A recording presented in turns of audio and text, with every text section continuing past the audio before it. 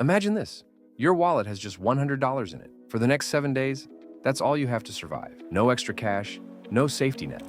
Just you, your creativity, and $100. Could you make it? Or would you be forced to give up halfway, eating plain ramen noodles and wishing for payday to come faster? That's the challenge I set for myself.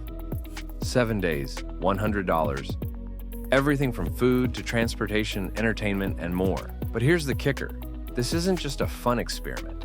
It's a wake-up call, because let's face it, if you can't control $100, how can you handle $10,000? Stick with me, because by the end of this video, you'll not only see if I made it through the week, but you'll walk away with money-saving tips that could transform your financial future, starting today. Now, let's dive into day 1. Spoiler alert, it starts with a shopping list and a reality check. The first step, budgeting. Every dollar had to have a job. Here's how I divided it. $50 for groceries, $20 for transportation, $15 for entertainment, and $15 for emergencies. Simple, right? Wrong. Turns out, $50 for groceries doesn't go as far as you'd think. As I walked through the aisles, I realized how sneaky marketing can be. Organic this, premium that. Do you really need name brand cereal? Nope. Off-brand is your new best friend. A $2 box of pasta? Jackpot.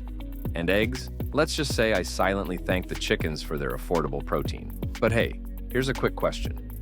Why do grocery stores put chips and soda at eye level, but the budget-friendly stuff is on the bottom shelf? It's almost like they don't want you to save money. Suspicious, right?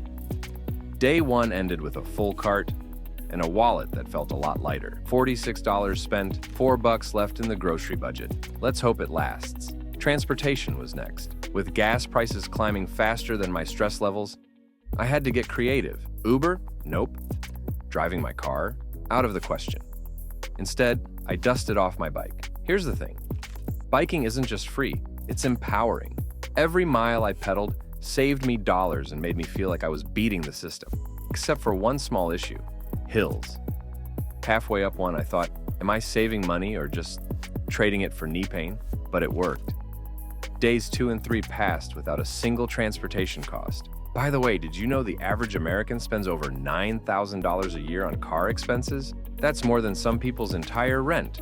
Just let that sink in. But transportation was the easy part. What about entertainment? Could I have fun without spending a dime? Let's find out. Entertainment on a budget isn't just possible. It's surprisingly fun. On day 4, I discovered a goldmine, free local events. Turns out libraries aren't just for books. They host free movie nights. And parks? Let me tell you, a picnic with $2 sandwiches tastes just as good as dining out. But here's the real trick. Mindset. When you stop equating fun with spending, the world opens up. I started noticing things I'd overlooked, like sunsets or how much fun it is to laugh with friends over a $5 deck of cards. And speaking of friends, have you ever noticed how the phrase, "let's hang out," usually means, "let's spend money"? Try this. Next time someone suggests going out, challenge them to a free activity. Their reaction might surprise you.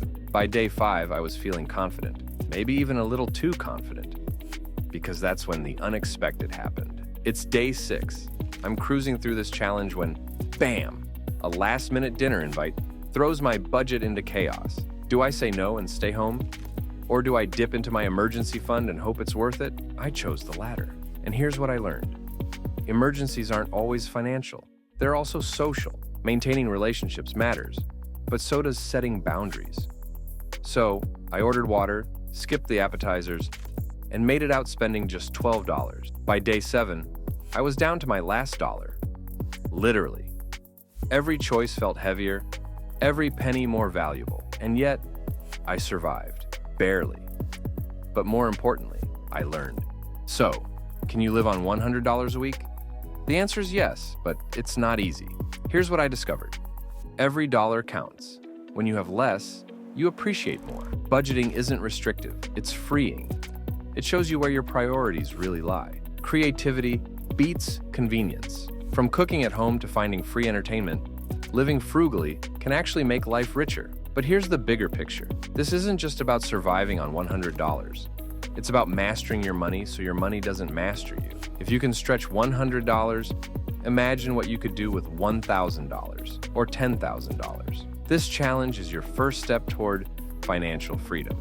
Now it's your turn. Take the $100 budget challenge and tell me how you did in the comments. Did you crush it or did you crash halfway through? And if you found value in this video, hit that like button, subscribe to Wealth Engine, and join me on the path to building a wealthy lifestyle. Remember, your financial future starts today. Let's make it unstoppable.